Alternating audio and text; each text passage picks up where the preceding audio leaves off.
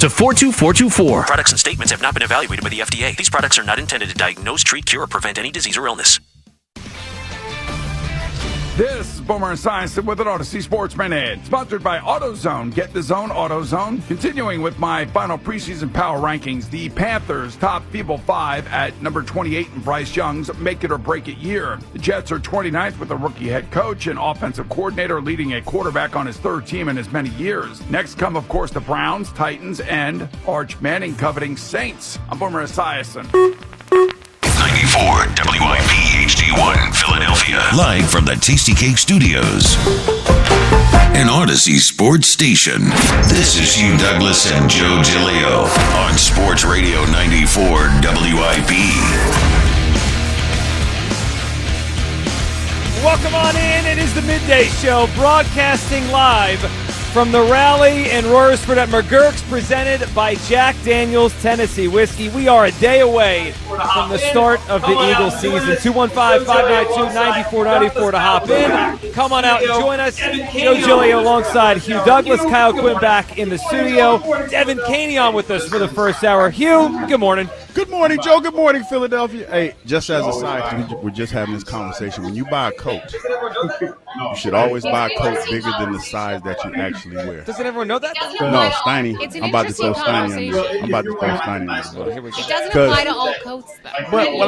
If you're wearing like a nice little shaft leather jacket, like you got it, you can wear it in your size. But if you're wearing a coat, you need to get in a bigger size, because we rolled out this locker room punch yesterday, right? Jack Daniel's Blackberry. Oh, it's the signature drink here today. Come on, get one. And Joe hurt my feelings right out the gate, because they have a picture of me in my beautiful Jack Daniel's jacket. Meant to be hurtful. I had a question. He was like, "Is that?"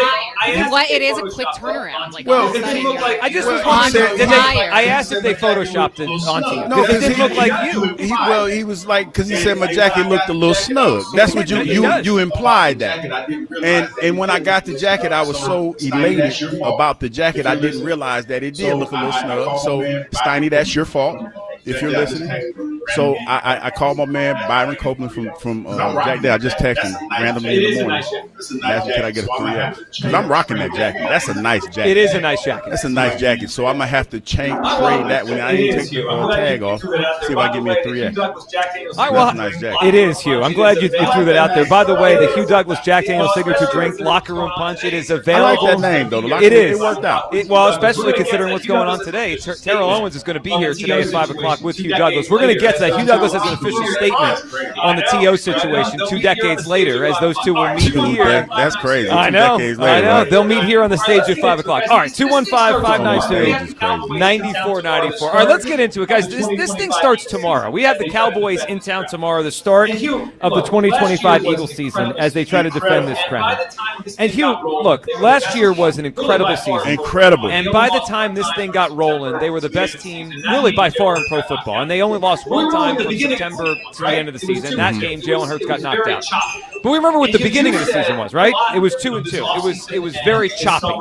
And Hugh, you said a lot, this offseason and this summer, and really as we've gotten ready for this first game, that you wouldn't be surprised if this team starts out slow again. So let me ask you this. Would you be okay, Hugh Douglas, with a 2-2 start to the 2025 Eagles season? Yes, I would be, Joe. And let me tell you why. Because we have inadvertently, with a lot of the concepts that we run in the NFL now, especially on the offensive side of the ball, the fact that, there's so much pressure to find the next great quarterback, we've adopted a lot of college concepts. The RPO was never a thing in the pros when I played. The fact that we have more quarterbacks that roll out of the pocket and not really, pure pocket passes anymore. That's the thing. So with that being said, we've also adopted the analogy in college that it's better to lose early than lose late. And I gave you an example this morning, Texas. We talk about Arch Manning and how bad he looked at Ohio State last week. It's a good chance, it's a strong possibility that as bad as Texas looked that Saturday, that they're going to be in the college football playoffs at the end of the year because they're going to work on them, they're going to correct the mistakes that they've had, and they're going to become a better team right before our eyes. We got the Philadelphia Eagles the same way because realistically, offense is predicated on timing. Everything is timing. The timing routes, the blocks that you get, the way that the hole opens up for the running back, and all that other stuff. This team, in theory, has worked on timing in practice. It's different in the game when you have blitzers coming through the B and A gaps and disrupting your timing. Sure. And that's probably what's going to happen. Jalen's not going to be on schedule like he is in practice because now the heat's turned up. Guys are going to be putting pressure on. So, with all of that being said, get out. Two things need to happen in this first game.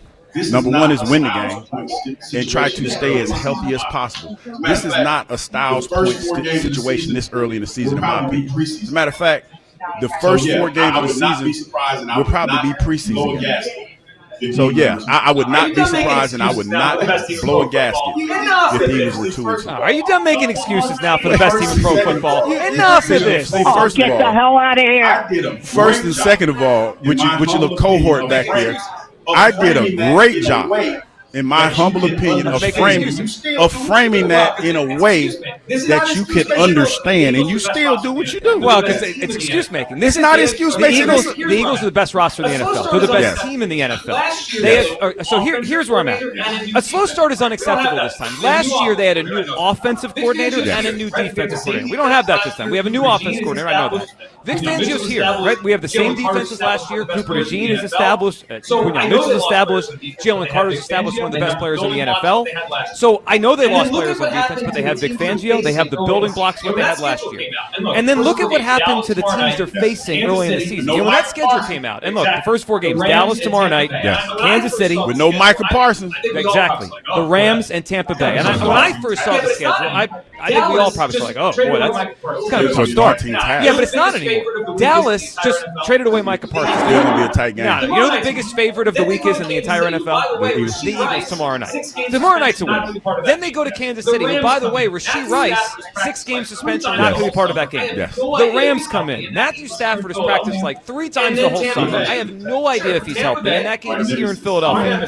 And then Tampa Bay. Still intact. Sure. Tampa Bay. Our nemesis. Our nemesis. Our kryptonite. Tristan Wirfs, their left tackle, has been on the injured list all summer. I don't know if he's going to be back for that. He's been injured often in the latter part of his career. And if he's not out there, that's a big loss. I look at the schedule, and they still beat us. And it's not as daunting as it looked 4, 5, 6 weeks ago.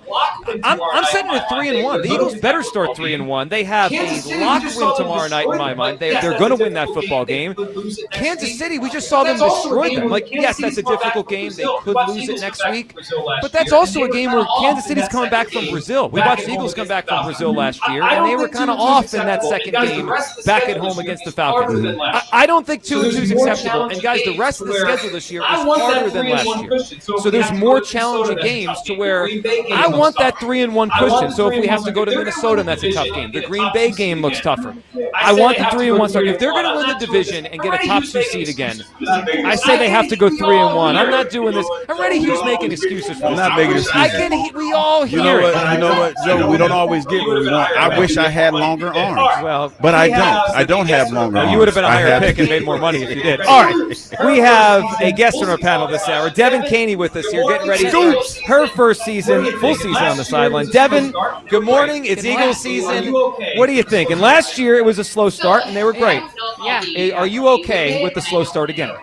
So I don't know if I'll be okay with it, and I don't want to sound like I'm making excuses, but I don't think Hugh is wrong in what he's putting down here. Because I have vision. Well, but it comes down to the preseason. Like we heard, Saquon Barkley even said it last season when they went 2-2 to open up in their first 4 games. They don't play. The starters don't play in the preseason anymore.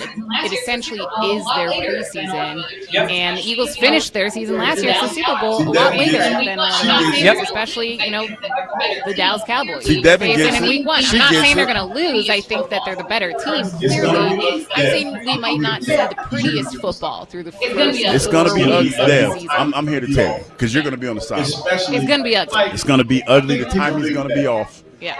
Especially, like, I think people think that we're going to go into this game like the Brazil game.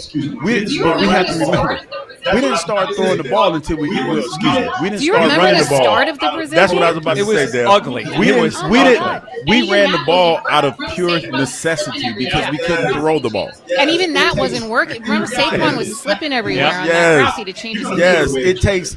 And the reality is this, and listen, you're going to feel the way that you feel as fans because I hear you when I hear you say it's unacceptable. Unacceptable. But it's more realistic because of the fact that they haven't had timing together. Everything that they've done. But no one has, right? Isn't that, so shouldn't talent play out? Like if I didn't practice, you didn't practice, you're better than I am, you're going to win. Perfect example. Again, going back to that game that you went to last week, that you were there, I didn't see a whole lot of it, but Arch Manning started the game pretty bad. And as the game progressed, he got better. He looked more like Arch Manning, but it was too late.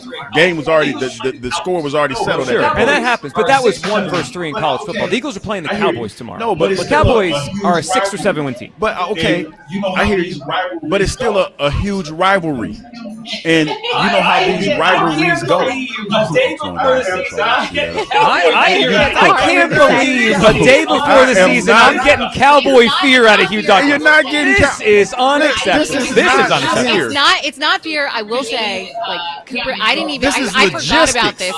So Cooper DeJean, Quinyon Mitchell, a lot of these guys going into their sophomore season, they've never faced Dak Prescott. I'm not saying Dak is like a formidable quarterback, But he does play well against the Eagles. Yeah, and he has in the past. Like, so there is just an unknown element because the Dallas Cowboys that a lot of these young guys faced last season in their first season are going to be a totally different, especially on the offensive side, coming into the link tomorrow. So there's just a lot of unscouted looks that the Eagles could be facing on both sides. Well, that is true. And they have a new coach, so we don't know about him. 215-592-9494. All right, we'll get all your phone calls up here. Your Eagles record through the first 4 games. How many wins do you have, Matt?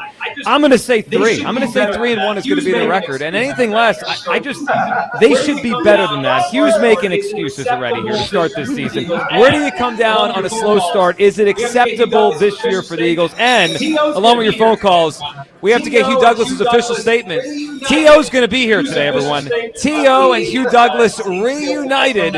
Hugh's official statement on meeting and seeing T.O. today. That's coming up next. We are live at McGurk's in Royersford for our rally at McGurk's presented by Jack Daniel's Tennessee Whiskey on Sports Radio 94 WIP. Change is always